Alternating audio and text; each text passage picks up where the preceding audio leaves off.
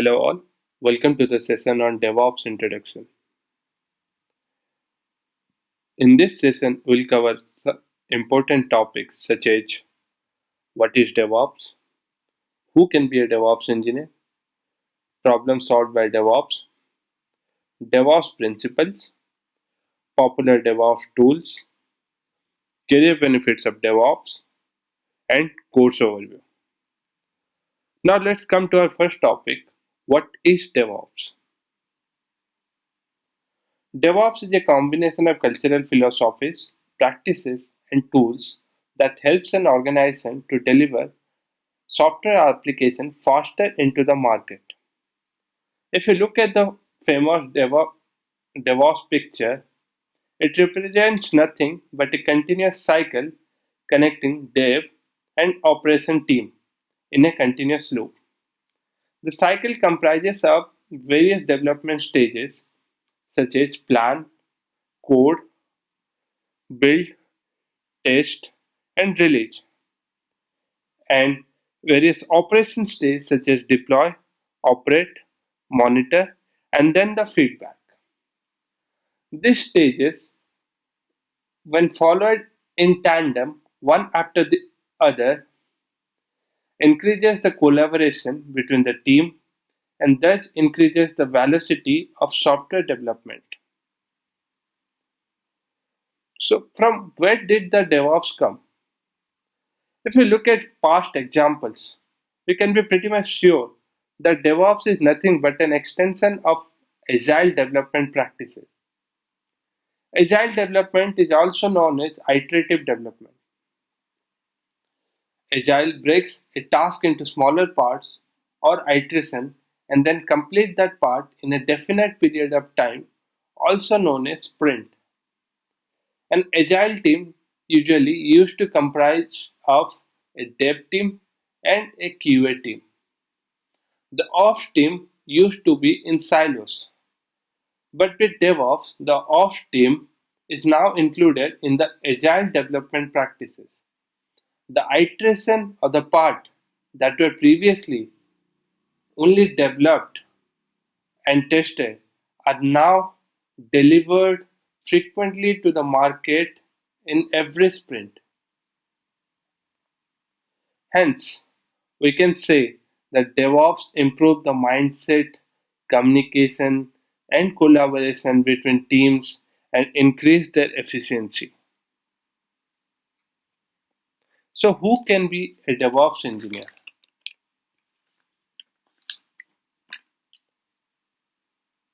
There are no prerequisites to become a DevOps.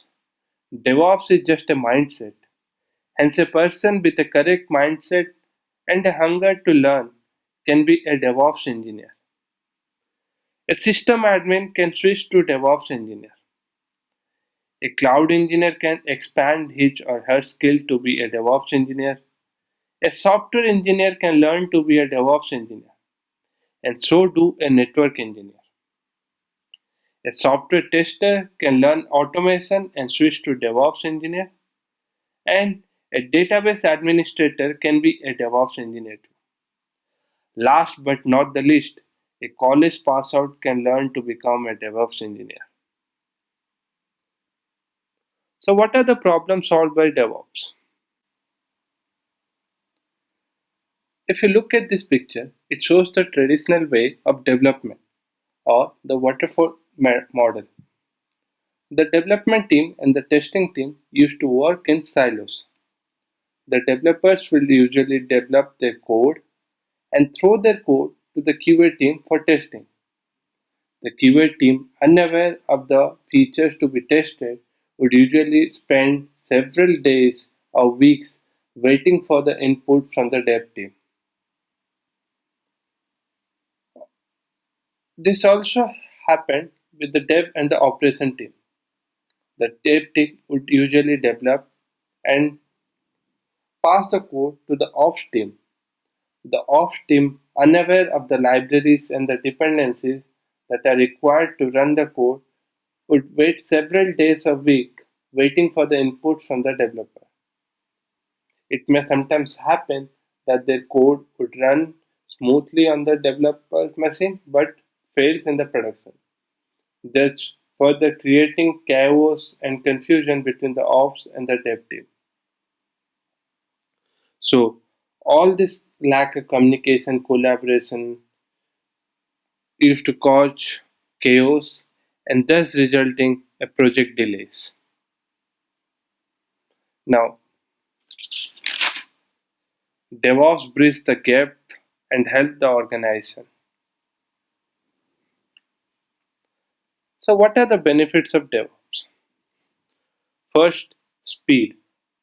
With DevOps, the speed of software delivery increased and the time from the development to the market decreased. Second, rapid delivery. With increased speed, the total number of deliveries increased. The number of software deliveries with DevOps increased up to tenfold from the number of delivery with agile or waterfall model in a certain frame of time. Third, reliability. An organization can now rely on its engineering team to deliver its output on time. Fourth, scale. Using DevOps tools and cloud, now organizations can scale their infrastructure to meet the global demand. Improved collaboration. As discussed before, DevOps increase the communication and collaboration between various teams. And finally, the security. With DevOps and cloud these days, the IT infrastructure are so much secure that they are so much secure. So, what are the various principles of DevOps? First, continuous integration. Continuous integration is a process of frequently building the code. As soon as the code is pushed into a version control and then store the build artifact at some place. Second, continuous delivery. Continuous delivery is a process of taking the build artifact from the continuous integration stage and then performing various tests on those builds and finally storing the eligible builds separately to be deployed to the production environment. Microservices. Microservices is a method of dividing a monolithic application into smaller applications. So a great example would be using containers and Dockers. Infrastructure as code. This is a process of maintaining the configuration of cloud infrastructure as a code and store them in a version control. This helps in rapidly creating or duplicating a new environment. Configuration management. This is a method of storing a server configuration such as installation or changing some files or creating some directories or making some configuration changes. All are stored as a code. Finally, monitoring. Monitoring is a method of continuously watching the application that is deployed into the production and measure its performance. In case of any production incident, a DevOps engineer should fix the problem, do a root cause analysis to find the root of the problem, and then implement a permanent fix. So, what are the various DevOps tools available in the market? Now, for the code purpose, Git, Bitbucket, or Jira are used.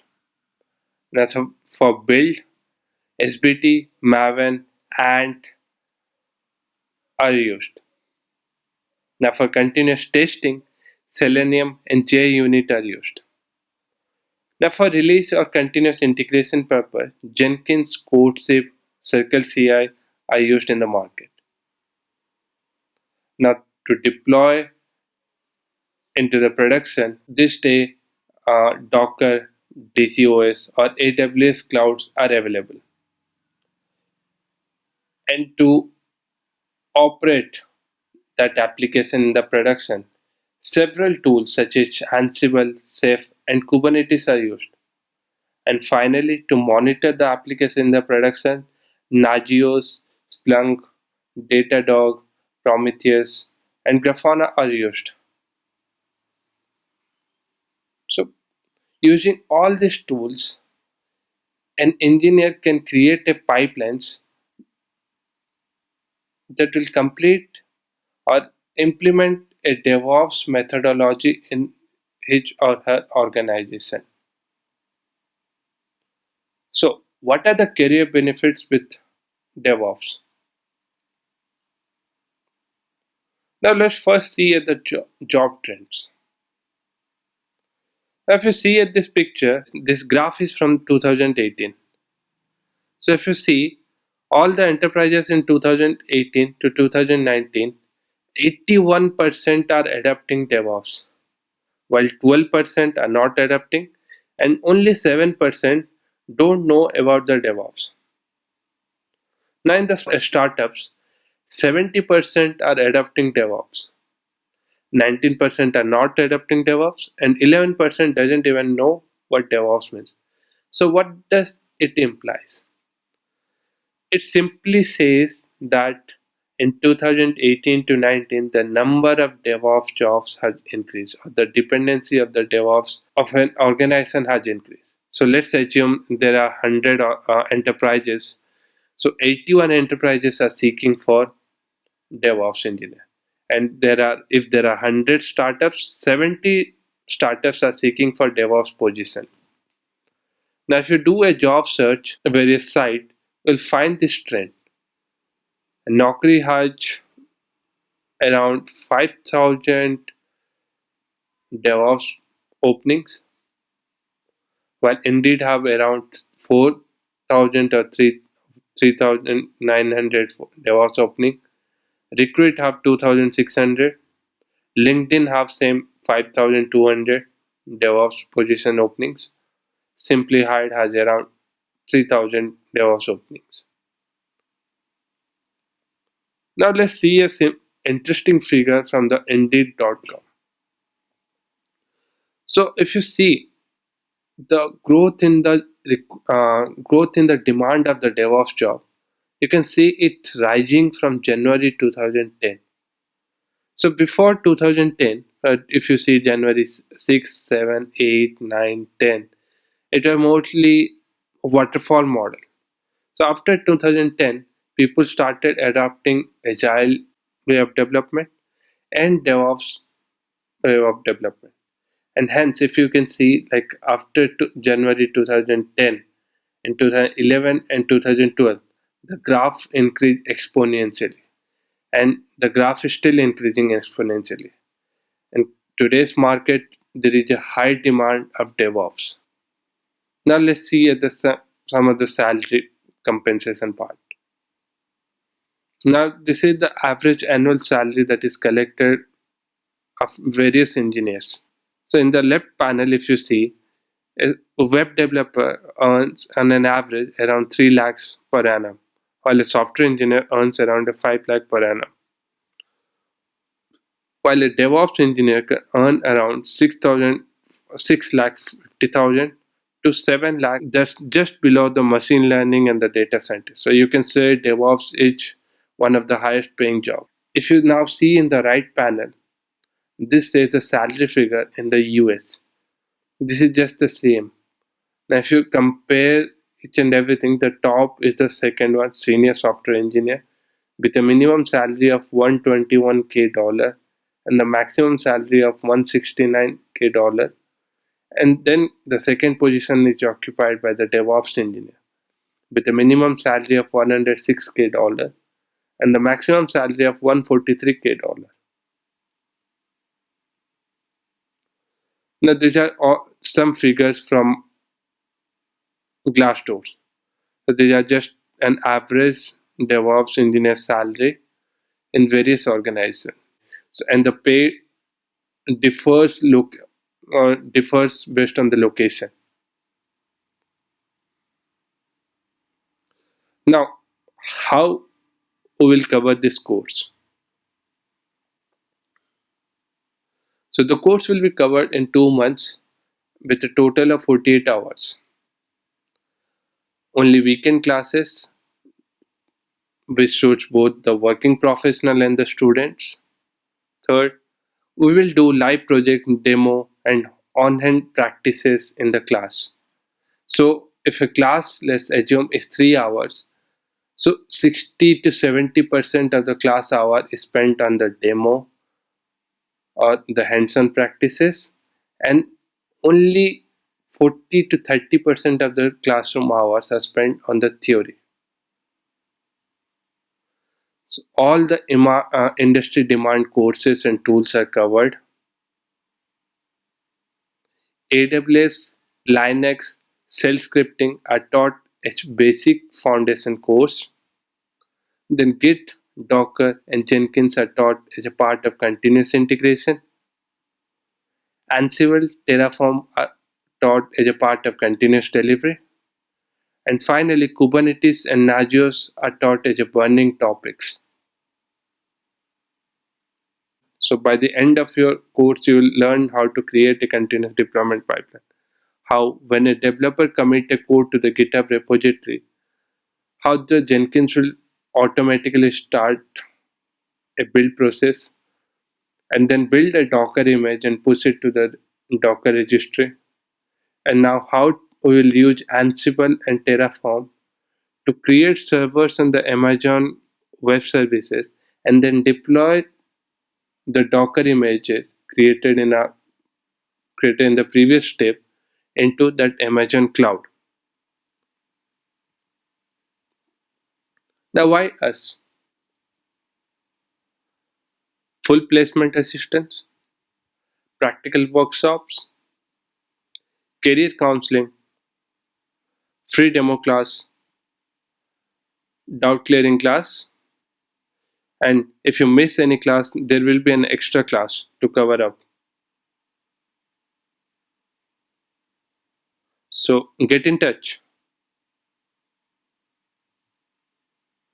Thank you.